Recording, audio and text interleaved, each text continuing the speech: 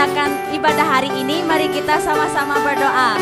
Haleluya Bapa Tuhan, terima kasih atas anugerah-Mu ya Tuhan. Kami dapat beribadah ya Tuhan, di mana-mana kami ya Tuhan. Terima kasih ya Tuhan, Engkau urapilah kami ya Tuhan, curahilah kami dengan anggur baru-Mu ya Tuhan. Haleluya Bapa, haleluya. Dalam nama Yesus, sama-sama kita katakan amin. Mari kita sama-sama nyanyikan lagu ini.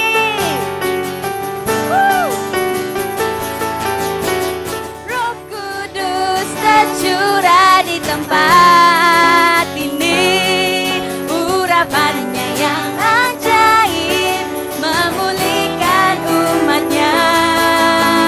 Roh Kudus tercurah bagi gerejanya, membangkitkan umat pilihannya.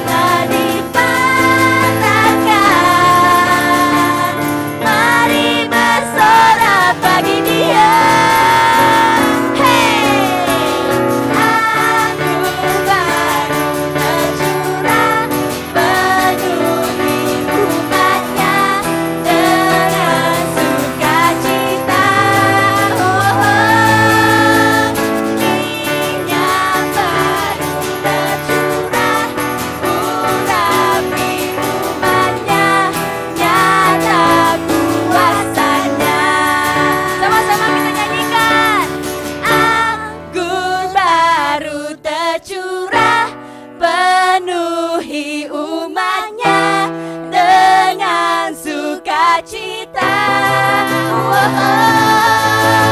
Minyak baru tercurah, urapi umatnya, nyata kuasanya.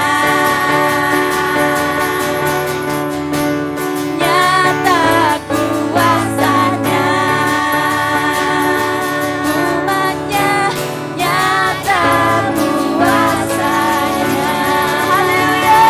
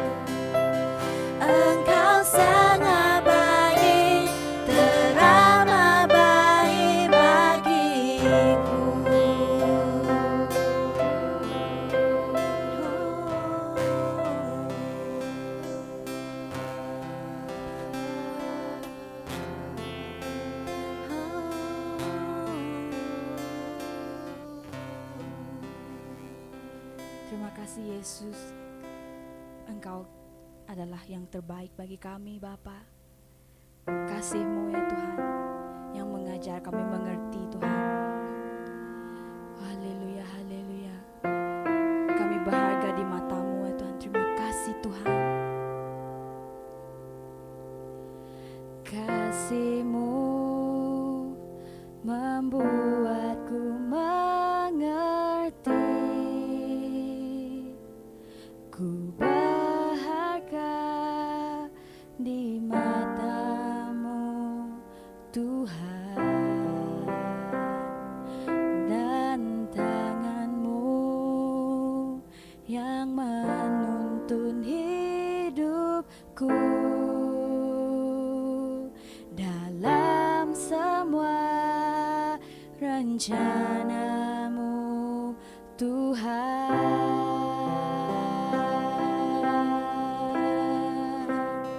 Sungguh indah kasih-Mu, sungguh besar kuasa-Mu, Yesus Tuhan penyelamatku. Kau tak pernah berubah untuk menggenapi janji-Mu. Itu yang ku percaya.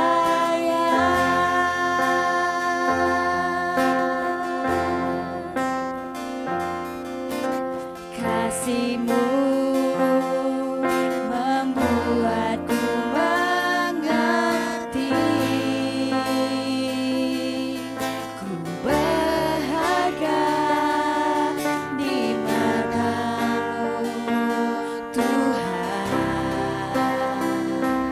dan tangan-Mu yang menuntun hidupku dalam semua rencana-Mu Tuhan.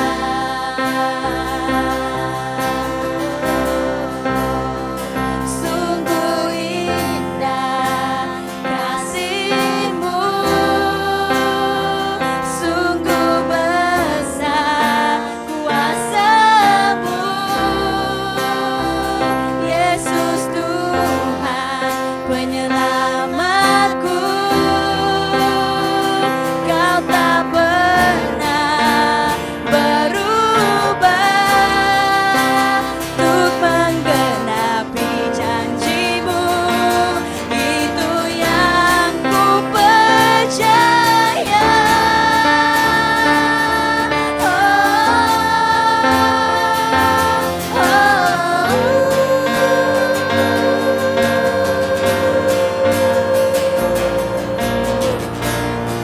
Yesus yang ku percaya, Yesus Kau ku percaya.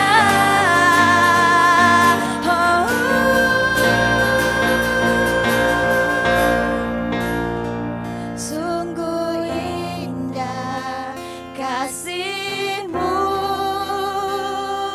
sungguh besar kuasa-Mu,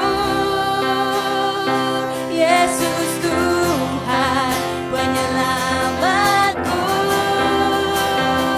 Kau tak pernah berubah. Sungguh indah kasih-Mu,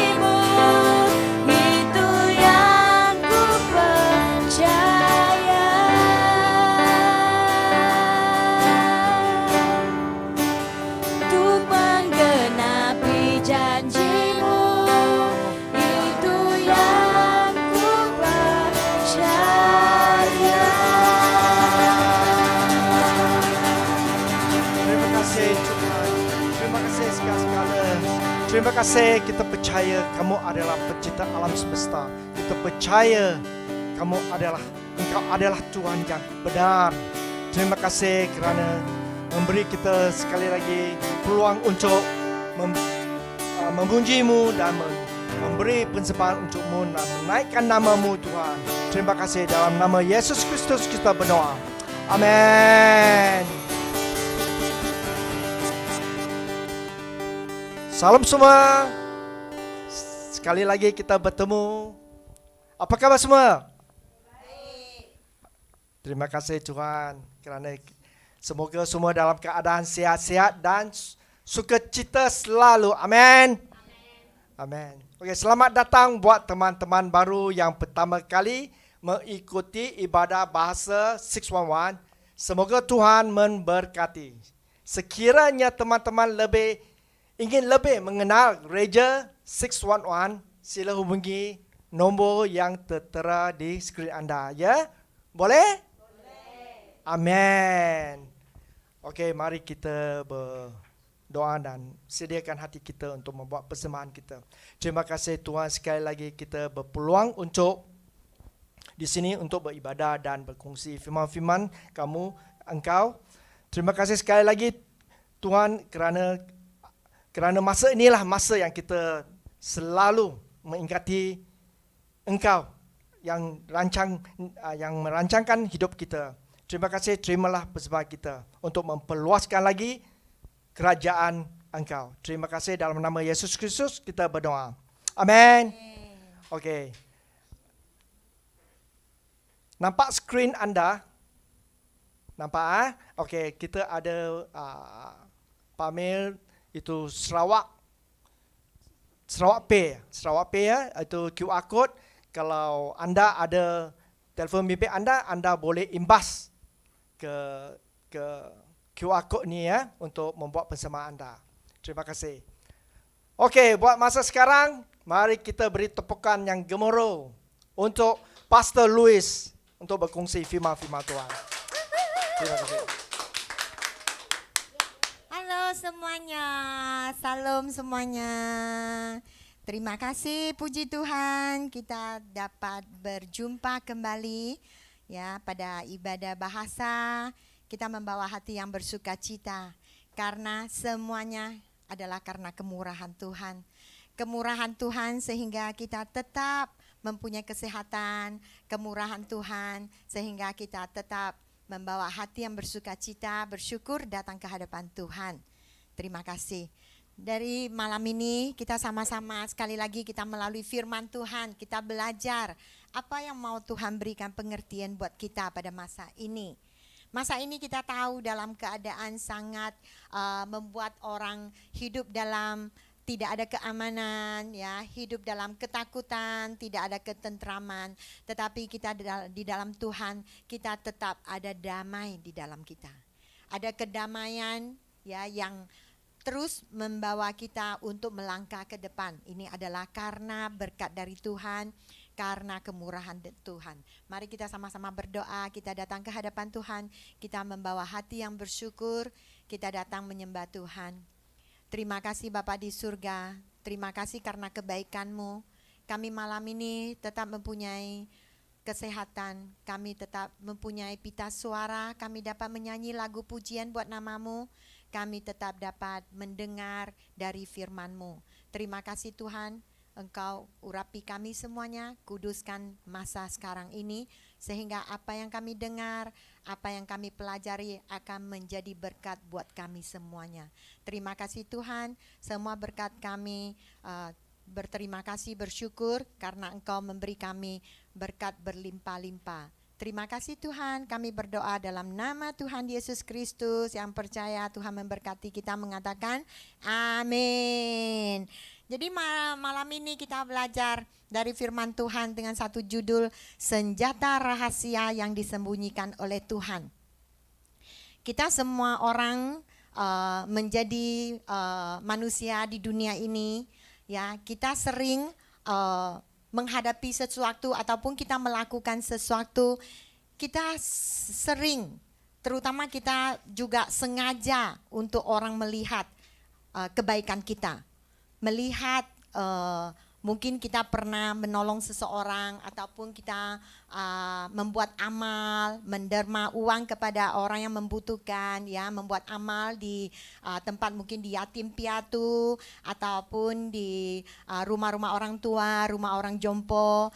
Kita sering melihat, ya, mereka itu sering mengatakan bukan hanya di sebalik dia melakukan semua ini, dia juga sangat ingin mempamerkan, ya, membuat semua orang mengetahui bahwa dia melakukan perbuatan yang amal ini.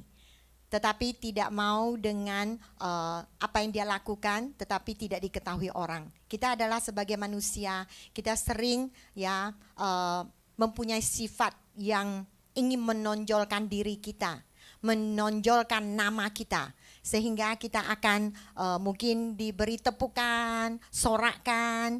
Tetapi pada malam ini kita melihat dari firman Tuhan, kita melihat bagaimana Tuhan membangkitkan, ya, membangun seorang bejana yang dipakai oleh Tuhan. Sebenarnya keinginan Tuhan adalah kita merendahkan diri. Nah, senjata rahasia yang disembunyikan oleh Tuhan adalah seorang yang melakukan sesuatu tugas yang besar untuk kerajaan Tuhan, untuk menolong siapapun, tetapi tidak menonjolkan namanya, tidak memamerkan namanya sehingga orang mengetahui kebaikannya.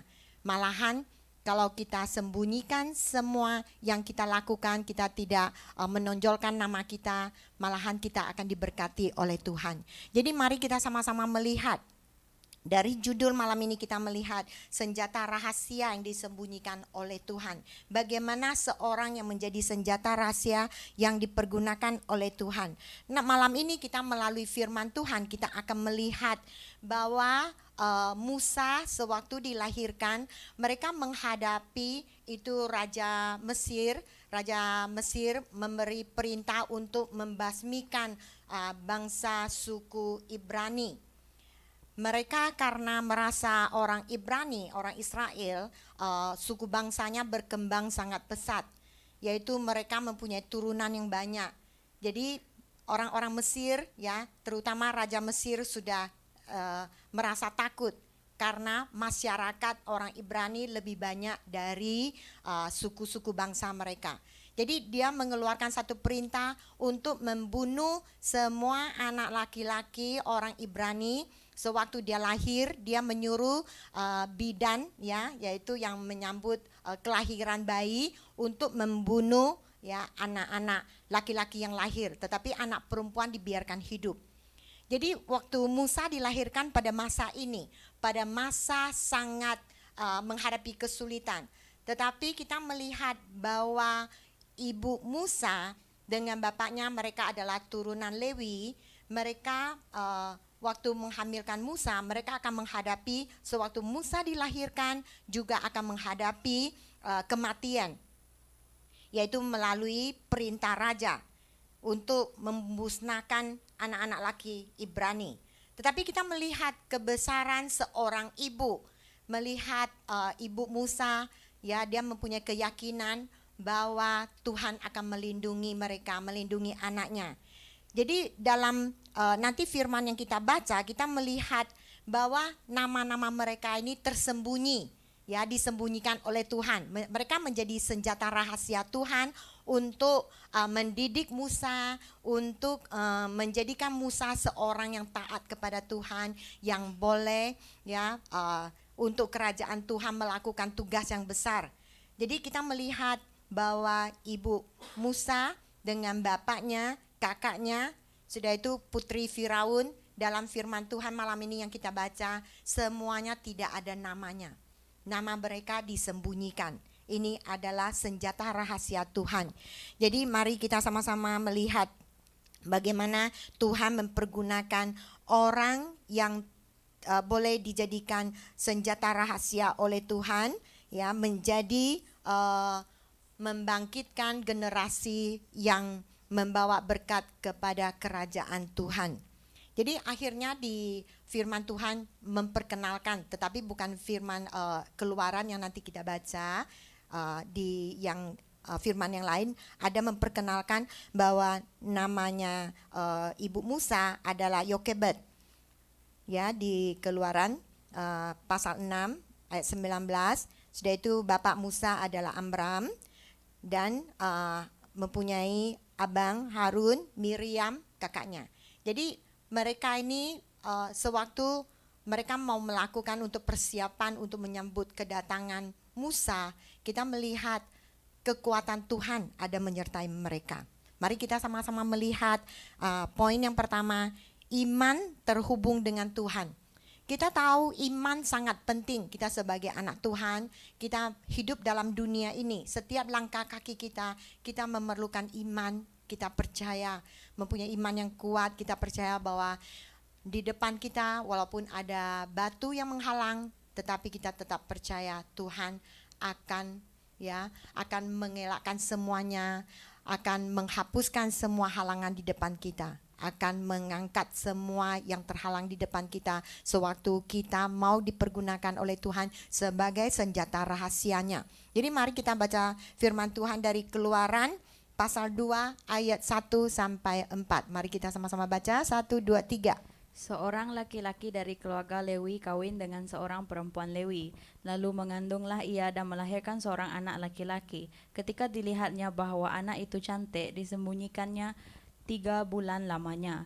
Tetapi ia tidak dapat menyembunyikannya lebih lama lagi. Sebab itu diambilnya sebuah peti pandan, dipakainya dengan gala-gala dan diletakkannya bayi itu di dalamnya dan ditaruhnya peti itu di tengah-tengah teberau di tepi sungai Nil. Kakaknya perempuan berdiri di tempat yang agak jauh untuk melihat apakah yang akan terjadi dengan dia. Jadi dari firman ini Keluaran pasal 2 ayat 1 sampai 4 kita melihat bagaimana seorang ibu melahirkan anaknya. Ya, mari kita lihat dari ayat pertama. Kita melihat bahwa mereka adalah turunan Lewi. Bapak Musa dengan ibu Musa adalah turunan Lewi. Jadi waktu mereka melahirkan Musa, mereka harus mempunyai keberanian untuk menghadapi dari perintahnya raja untuk membunuh anak laki-laki yang dilahirkan. Jadi kita melihat ibu Musa, dia adalah seorang yang mempunyai hubungan yang baik dengan Bapak yang di surga, dengan Tuhan. Dia percaya pada Tuhan pada saat ini, dia melahirkan anak ini, dia percaya ada tugas yang besar yang mau Tuhan serahkan kepada Musa, kepada anaknya. Jadi ibunya, dia mempunyai keberanian, sewaktu dia melahirkan anaknya, dia sembunyikan selama 3 bulan. Karena dia melihat anaknya sangat cantik, ya, tidak sampai hati untuk melepaskan anaknya. Tetapi sesudah 3 bulan kita tahu bahwa bayi itu tambah besar, mereka itu lebih gampang diketahui oleh petugas-petugas dari kerajaan, ya, prajurit untuk datang membunuh anak laki-laki yang baru lahir, yaitu bayi laki-laki. Jadi sewaktu sesudah 3 bulan dia bersama dengan suaminya mempunyai satu persetujuan, yaitu mereka membuat satu tempat, ya, yang dari daun pandan. Mari kita melihat di ayat ke-3. Oke. Kita lihat sebuah peti pandan dipakalnya dengan gala-gala dan ya, itu dari semua, boleh bilang satu keranjang kecil untuk boleh ditinggal, ya, ditidur oleh seorang bayi. Jadi dia melepaskan ini peti ini untuk dihanyut dengan air. Jadi kita melihat bahwa ibunya Musa mempunyai iman yang sangat kuat. Dia percaya bahwa dia sewaktu melahirkan anak ini mempunyai tugas yang besar. Dia percaya bahwa Tuhan akan melindunginya. Jadi karena iman mereka tidak takut menghadapi perintahnya raja. Mereka tidak takut menghadapi semua yang harus demi untuk melindungi anak ini 3 bulan di rumahnya. Mereka tidak takut kalau diketahui oleh raja. Jadi kalau menurut perintah raja, kalau diketahui bahwa bayi ini ada di rumah, yaitu melahirkan orang Ibrani, melahirkan seorang anak laki-laki tidak dibunuh, mereka mungkin sekeluarga akan dibunuh. Jadi karena iman mereka percaya. Jadi kita melihat ibu Musa seorang ibu yang sangat mempunyai hubungan yang baik dengan Bapa yang di surga. Dia percaya bahwa Bapa akan melindungi anak ini.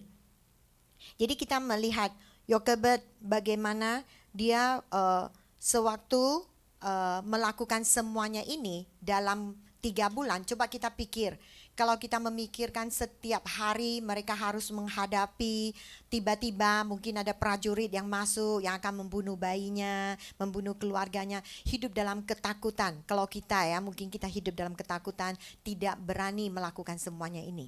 Tetapi kita melihat ibunya Musa, dia dengan tenang, dia dengan iman yang kuat percaya bahwa Tuhan akan melindungi. Jadi dalam 3 bulan ini dia melindungi bayinya yaitu Musa. Dalam 3 bulan ini dia menemani Musa betul-betul sebagai seorang ibu menyusui anaknya. Jadi kita kalau melihat dari pandangan mata Tuhan, kita melihat bahwa semua manusia yang dilahirkan di dunia ini ada rencana Tuhan, termasuk Yokebed melihat anaknya Musa. Dia tahu bahwa Tuhan ada rencana yang terbaik untuk anaknya. Makanya dia sewaktu dia melakukan semuanya ini dengan hati yang sangat tenang, tidak dalam ketakutan. Coba kalau dia imannya tidak kuat dalam 3 bulan ini, kita percaya itu ibunya Musa mungkin hidup dalam stres, mungkin dia akan tinggal di rumah sakit rumah sakit jiwa. Tetapi kita melihat dengan dia memandang Musa dengan matanya Tuhan. Jadi dia percaya bahwa anak ini adalah harapan Tuhan, harapannya. Tetapi kalau kita melihat dari mata daging, mungkin kita akan melihat, mereka akan mengalami kesulitan, mengalami ditindas oleh prajurit-prajurit. Tetapi ibunya Musa sangat kuat imannya. Dia percaya. Jadi dia seorang yang bagaimana? Dia seorang yang hidup dalam ada petunjuk, yaitu di ayat pertama dengan kedua. Itu mamanya Musa, dia percaya, dia ada firman Tuhan di hatinya, makanya dia sangat berdiri kokoh, teguh, percaya bahwa dia dalam petunjuk Tuhan, dia akan melakukan selangkah demi selangkah.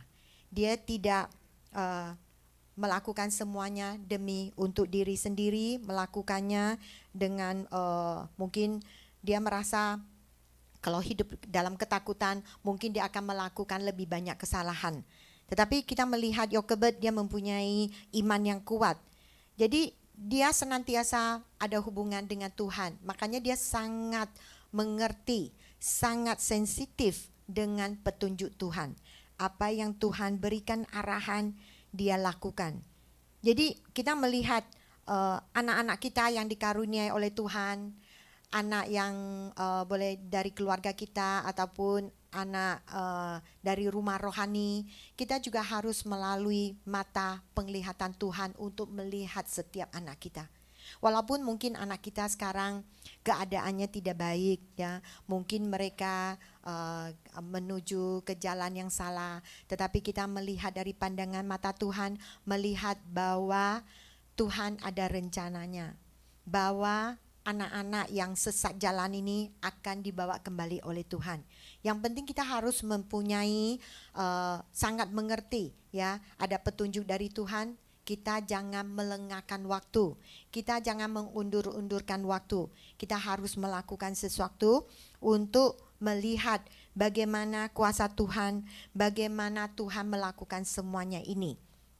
Jadi kita melihat, mengetahui masa. Kita melihat Yokebed adalah seorang ibu yang mengetahui masa Tuhan, masa yang sudah tiba. Kalau kita bilang masa, kita sering sebagai manusia di dunia ini, kita sering tidak ada kesabaran untuk menunggu waktunya Tuhan, masanya Tuhan. Kita sering mungkin sesuatu terjadi kita berdoa, tetapi Tuhan belum mendengar doa kita. Kita sudah sendiri yang mencari jalan penyelesaian. Ini adalah menurut keinginan kita.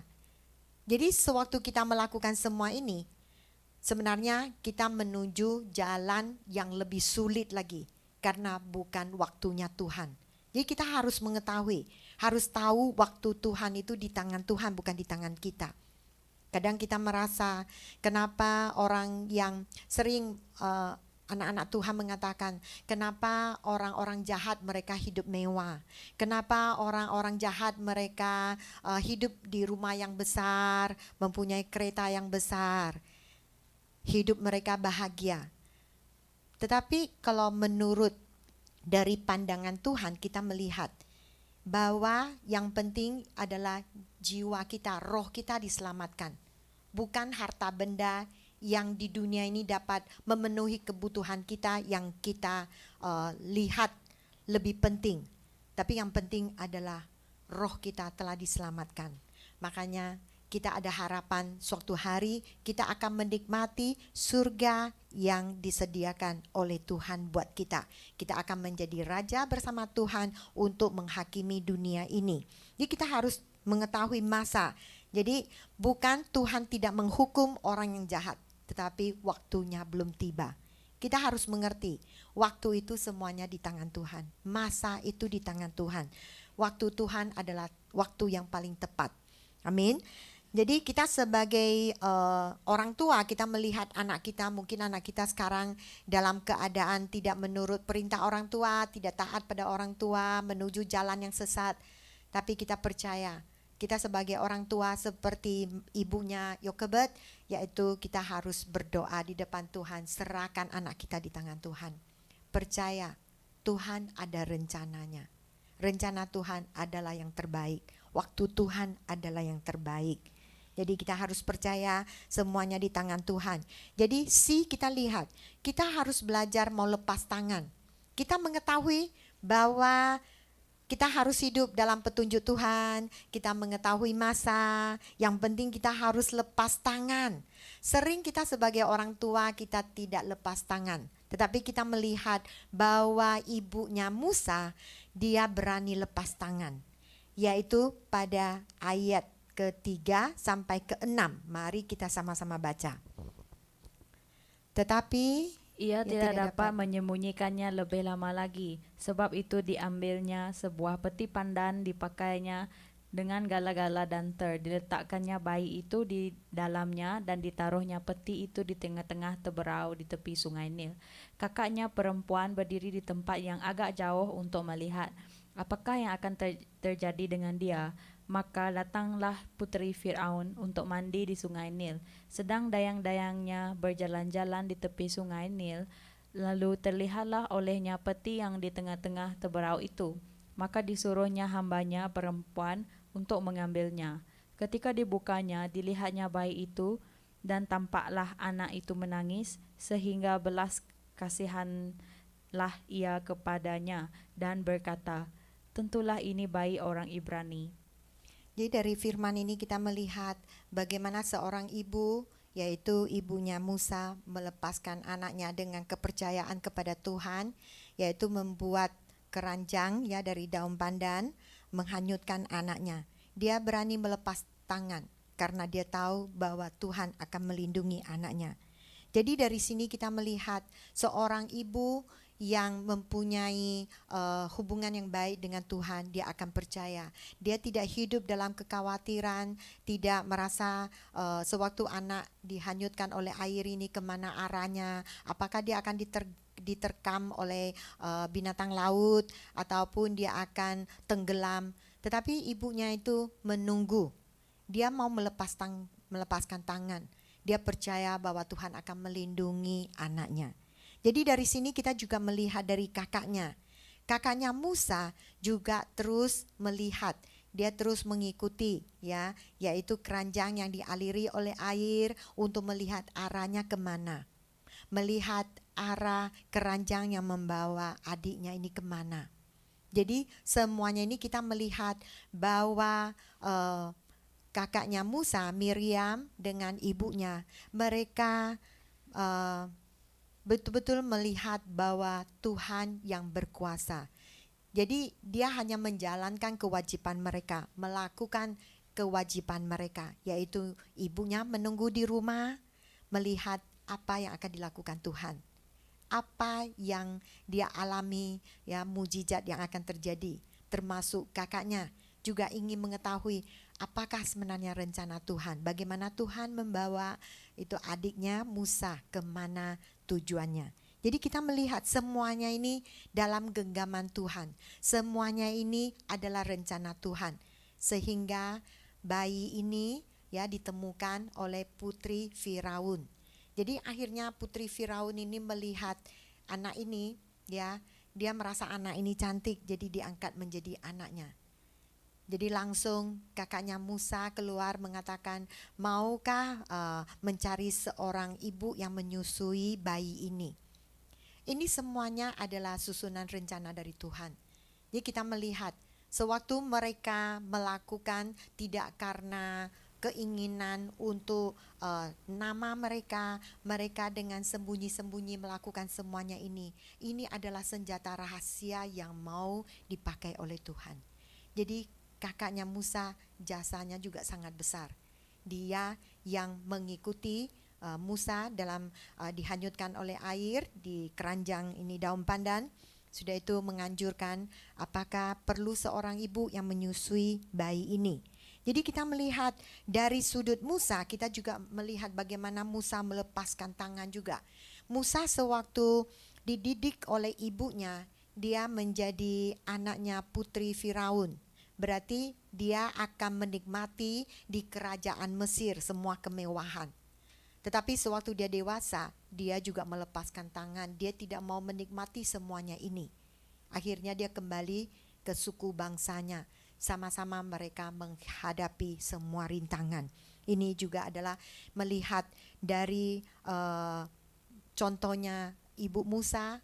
Kita melihat Musa juga mempunyai sifat yang sangat baik. Juga melepaskan semua yang akan dia nikmati, tetapi dia tahu semuanya ini bukan kehendak Tuhan. Jadi ini adalah yang harus kita pelajari. Kita lihat poin kedua, pentingkan hal rohani. Bagaimana mementingkan hal rohani? Kita lihat Keluaran pasal 2 ayat 7 sampai 11. Mari kita sama-sama baca. Lalu bertanyalah kakak anak itu kepada putri Firaun, akan kupanggilkah bagi tuan putri seorang inang penyusu dari perempuan Ibrani untuk menyusukan bayi itu bagi tuan putri? Sahut putri Firaun kepadanya, baiklah. Lalu pergilah gadis itu memanggil ibu bayi. Oke, jadi kita melihat bahwa ini kita melihat sewaktu putri Firaun bertemu dengan bayi ini, dia tahu bahwa bayi ini adalah anaknya orang Ibrani. Tetapi karena ada rasa kasihan terhadap anak ini semuanya Tuhan yang melakukannya. Meletakkan rasa kemurahan hatinya, rasa kasihan, rasa kasih terhadap anak ini. Makanya anak ini diangkat menjadi anaknya putri Firaun. Jadi sewaktu dia mencari seorang ibu untuk menyusui bayi ini adalah sarannya kakaknya Musa, yaitu Miriam. Jadi sewaktu dia mengatakan ini, semuanya telah disusun oleh Tuhan. Jadi kita melihat sewaktu Yokebed menyusui bayi ini, anaknya, dia tidak dapat dengan terus terang mengatakan bahwa ini adalah anak kandungnya. Coba kita pikir, kalau seorang ibu menjaga anaknya menyusui bayi ini, tetapi tidak dapat mengaku bahwa ini adalah anaknya. Bagaimana perasaan seorang ibu? Kita melihat ibu Musa adalah seorang yang sangat berjasa pada kerajaan Tuhan.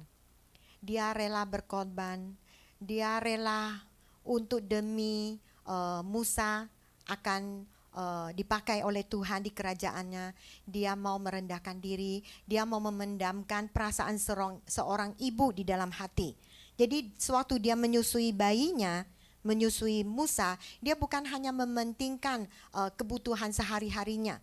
Sampai anak ini menanjak dewasa, bukan hanya makanan yang dia sediakan, bukan hanya nafkah yang dia sediakan, tetapi dia sangat pentingkan hal rohani, yaitu hal yang mengenai Tuhan, mengenai sifat-sifat Tuhan. Jadi sewaktu dia menjaga Musa, ini adalah rencana Tuhan, sehingga Musa dari kecil dia sudah mengetahui, dia sudah percaya bahwa Tuhan yang diikuti oleh orang tuanya, walaupun orang tuanya tidak dapat mengaku bahwa dia adalah anaknya.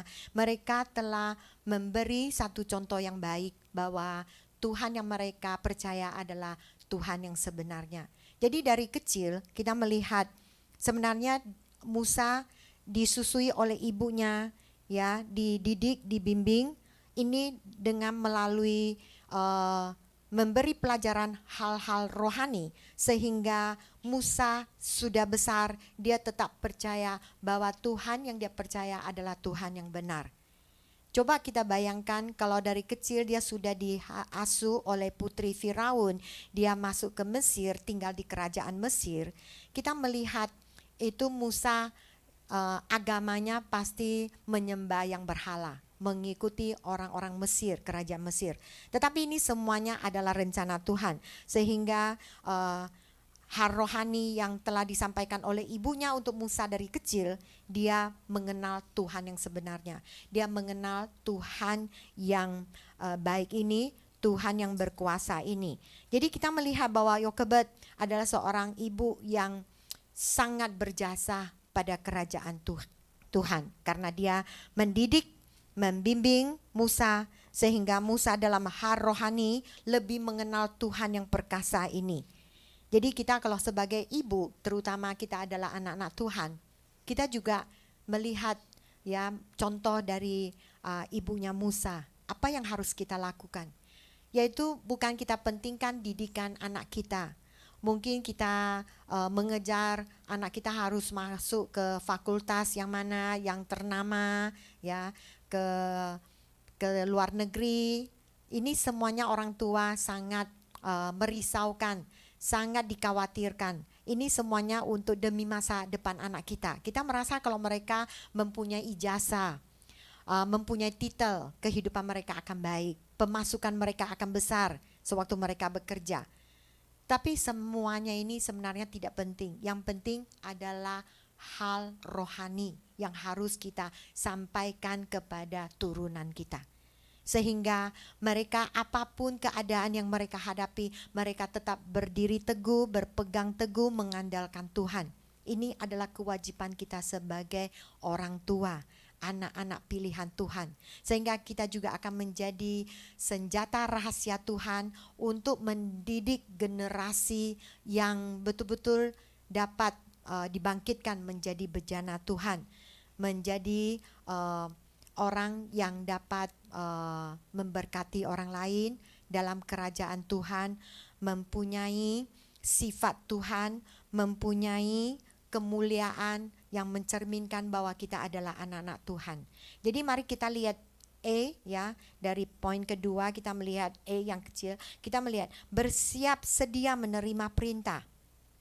Apa yang mereka siapkan menerima perintah? Kita lihat ayat ke-7 dengan ke-8.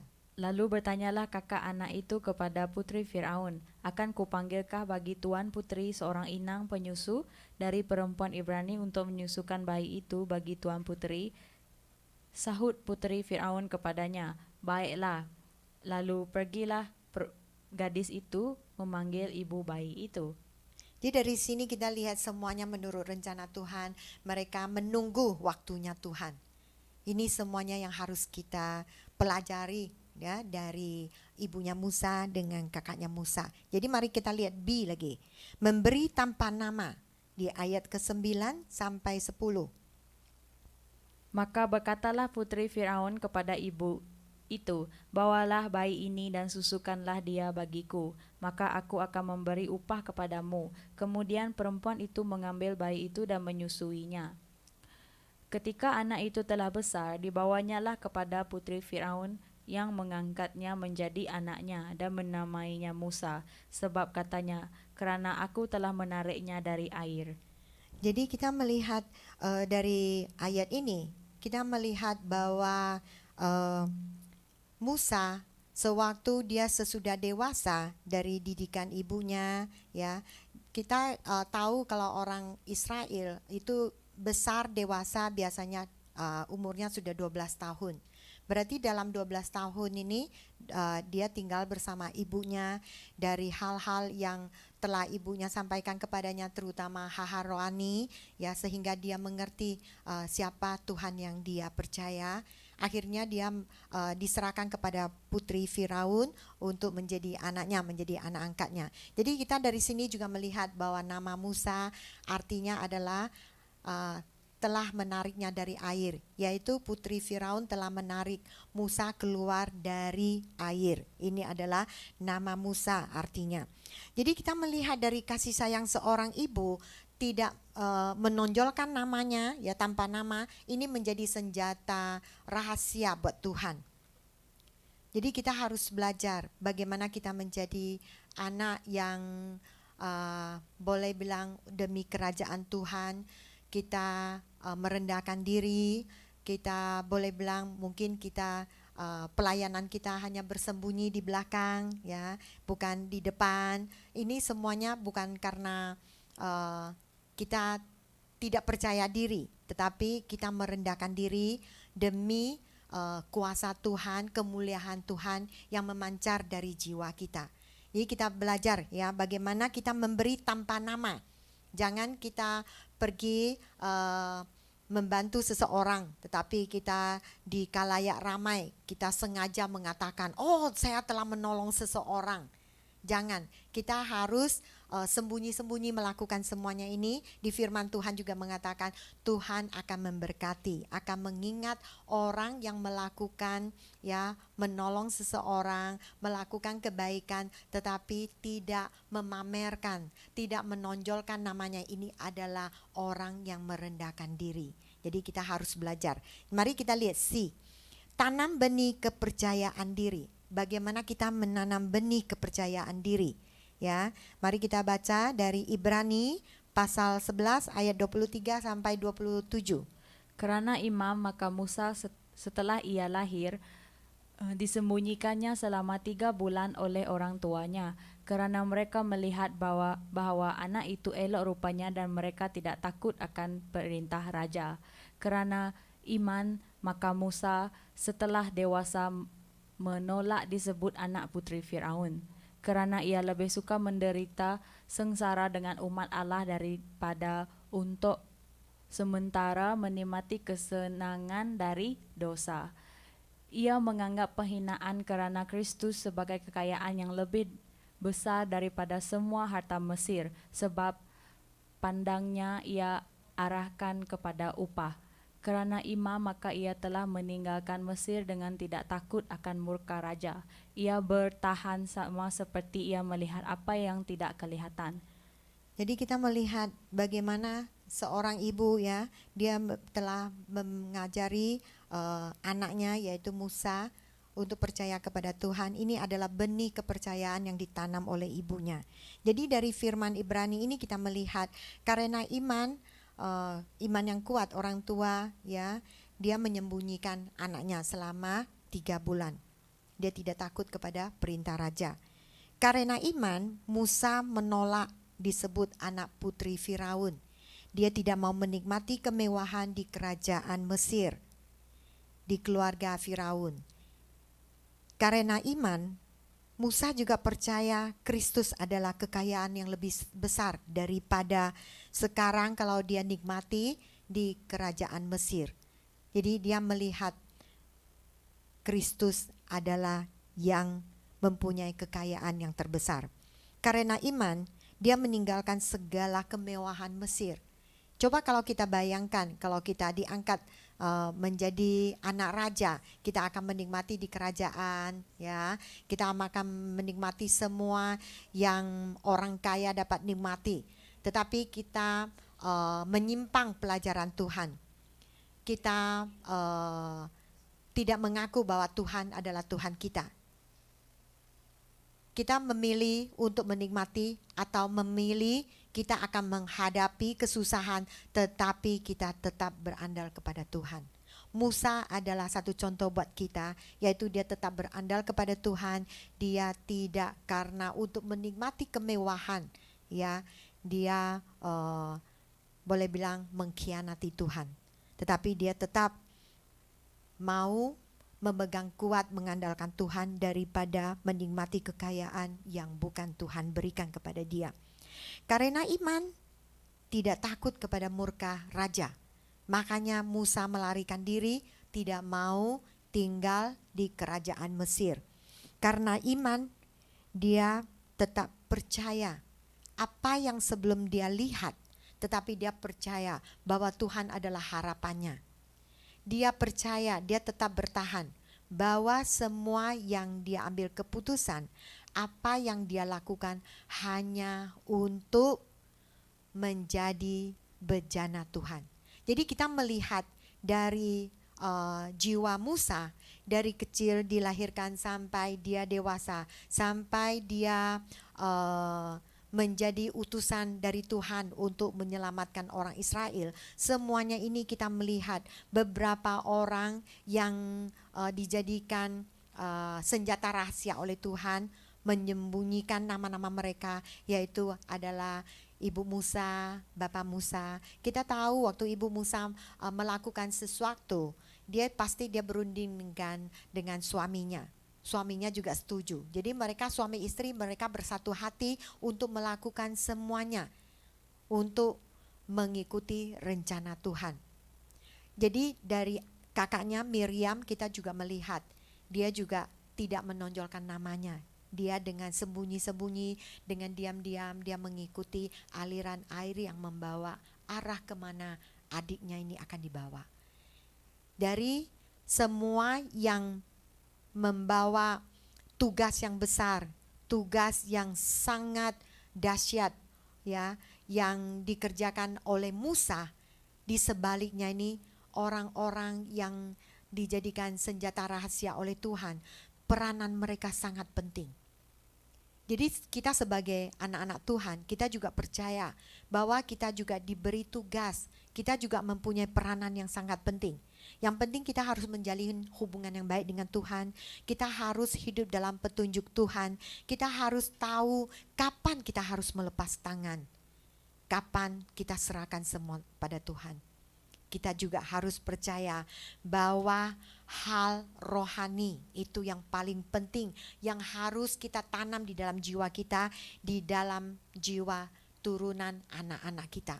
Bukan titel, bukan sekolah sampai setinggi mana, bagaimana kerja mereka akan mendapat gaji yang tinggi, bukan. Tetapi hal rohani yang harus kita tanamkan di dalam jiwa turunan kita. Jadi mari kita sama-sama kita bersedia kita untuk menerima perintah dari Tuhan, ya. Kita bersiap sedia seperti Yokebed, ya, Miriam menunggu waktu, menunggu masa Tuhan. Sewaktu masa Tuhan datang, bagaimana dia akan hidup dalam rencana Tuhan, bukan saja dia sendiri yang diberkati, dia juga akan memberkati turunannya. Ini yang harus kita pelajari. Kita masih hidup di dunia ini, apa sebenarnya keinginan Tuhan? Mari kita sama-sama renungkan ini. Kita sama-sama tutup mata, kita renungkan. COVID-19 ini menyerang setiap manusia karena penyakit ini tidak ada mata. Tetapi kenapa kita masih tetap dapat hidup di sini? Kita masih tetap sehat, masih tetap dapat mendengar firman Tuhan. Kenapa kita masih diberi kehidupan? Coba kita tanya. Coba tangan kita letakkan di dada kita. Coba kita bertanya dengan diri kita sendiri. Kenapa saya masih hidup? Apakah karena saya lebih baik? Apakah karena saya lebih kaya? Apakah karena saya lebih disenangi, disayangi oleh Tuhan? Sebenarnya kita masih tetap hidup di dunia ini hanya untuk kerajaan Tuhan, yaitu kita akan menjadi berkat orang lain, menjadi berkat keluarga kita.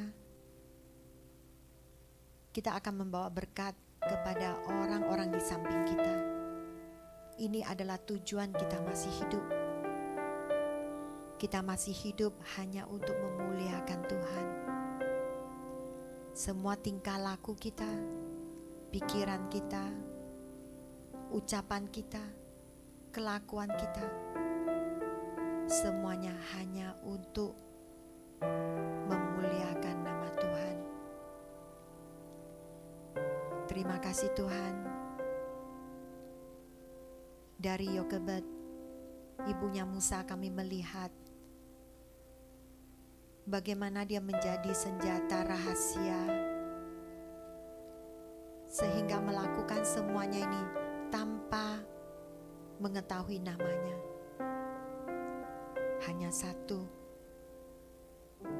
yaitu masuk ke dalam rencana Tuhan. Menjadikan Musa menjadi seorang yang perkasa, seorang yang dibangkitkan oleh Tuhan untuk kerajaan Tuhan, menjadi bejana Tuhan.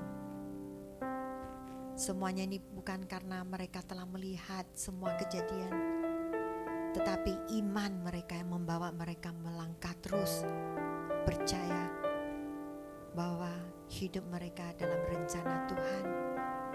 Waktu mereka juga adalah waktu Tuhan. Terima kasih Tuhan. Terima kasih Tuhan. Kekuatan di hidupku,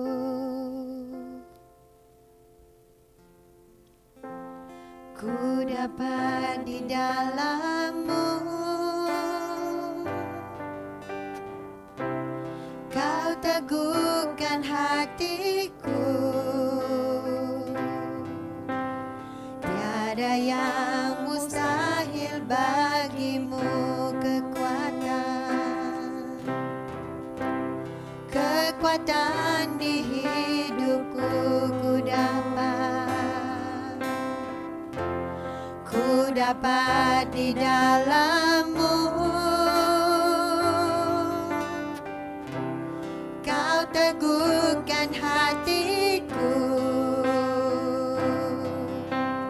tiada yang mustahil bagimu.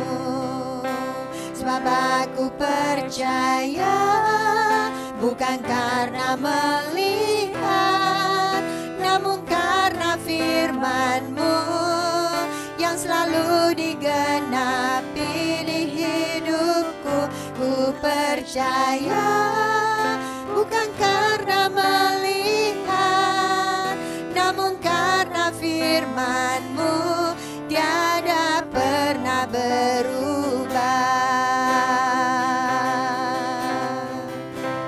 Kekuatan di hidupku, ku dapat di dalam-Mu. Kau teguhkan hatiku, tiada yang mustahil bagimu.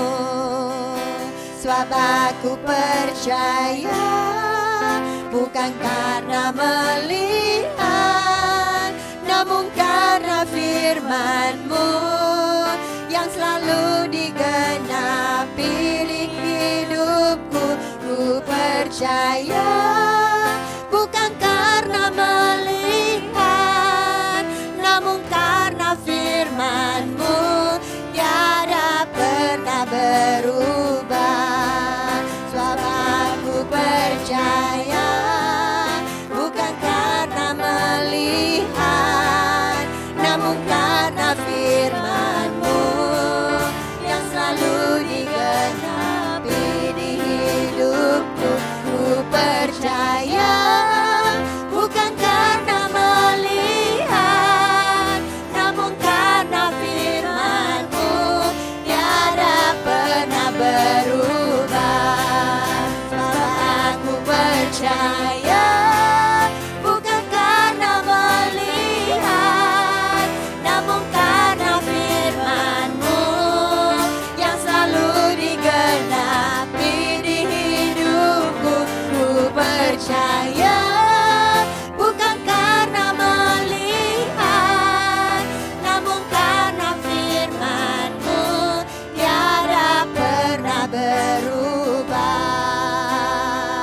Mari kita sama-sama berdoa di depan Tuhan. Kita meminta Tuhan menguatkan iman kita.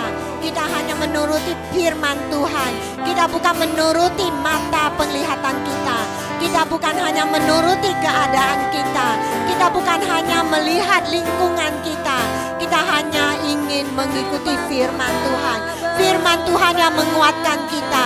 Firman Tuhan yang akan membimbing kita. Firman Tuhan yang membawa kita melihat, percaya kebesaran Tuhan, percaya kekuatan Tuhan, percaya kita adalah alat-alat yang tersembunyi, senjata yang disembunyikan oleh Tuhan menjadi bejana yang berguna di kerajaannya.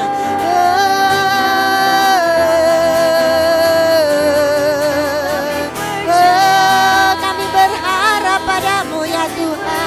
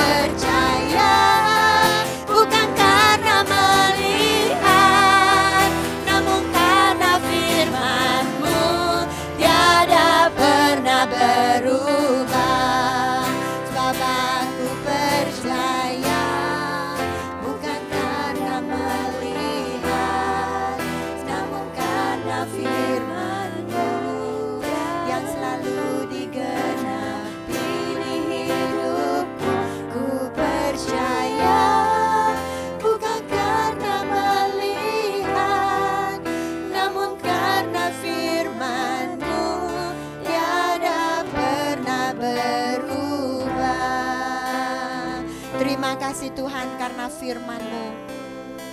Karena firman-Mu kami hidup. Karena firman-Mu kami mempunyai iman. Karena firman-Mu kami percaya Tuhan. Karena firman-Mu kami percaya apapun rintangan yang kami hadapi, apapun lingkungan yang membuat kami tidak dapat bernafas, seperti kami hidup dalam jalan yang sesat, tetapi kami percaya firman-Mu tidak pernah berubah. Apa yang Kau katakan pasti terjadi. Apa yang Kau janjikan pasti terkabul. Ya Tuhan, terima kasih Bapa di surga. Terima kasih Engkau pakailah kami, bangkitkanlah kami, sehingga kami menjadi senjata rahasia-Mu ya Tuhan. Sehingga kami akan menjadi berkat buat generasi kami ya Tuhan. Sehingga keluarga kami akan dikuduskan. Sehingga turunan kami hanya satu, yaitu kami akan masuk ke dalam rencana-Mu ya Tuhan. Sehingga kami akan hidup dalam bimbingan-Mu ya Tuhan. Terima kasih Tuhan.